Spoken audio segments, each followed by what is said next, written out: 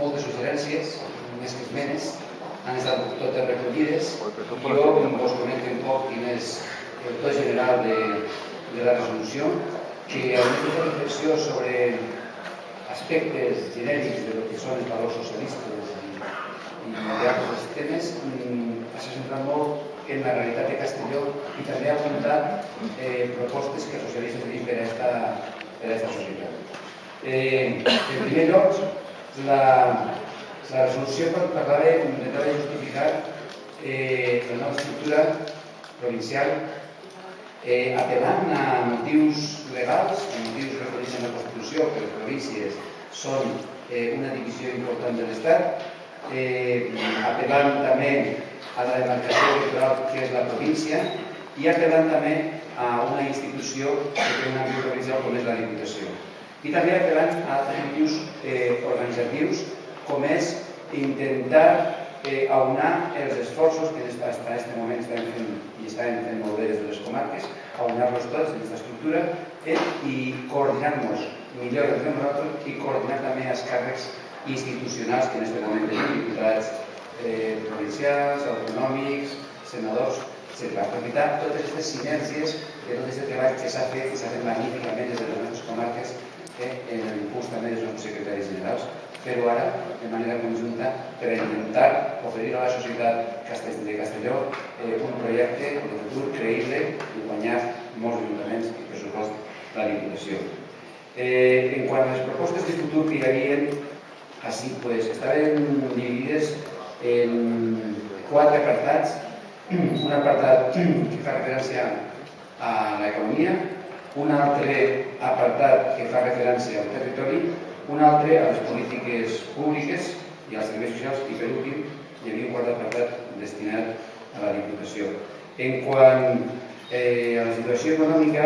el Partit Popular ha basat el seu discurs en la virtualitat, la instrumentalitat, el victimisme permanent i la devaluació constant de la democràcia i la ciutadania. El virtualisme en quant a que ha oferit molts projectes que no s'han realitzat, projectes que no són de l'interès de la ciutadania, que estan mal plantejats i mal dimensionats, però també en quant a un model econòmic basat fonamentalment en la construcció descontrolada, en la destrossa del territori i en una manca total de planificació i de futur. Front a això, nosaltres proposem apostar sobretot per el capital humà, per la dignitat del treball, per el consens i el diàleg entre els agents socials. Proposem un pla de competitivitat per a la indústria del taulell, que és necessari en aquest moment. També una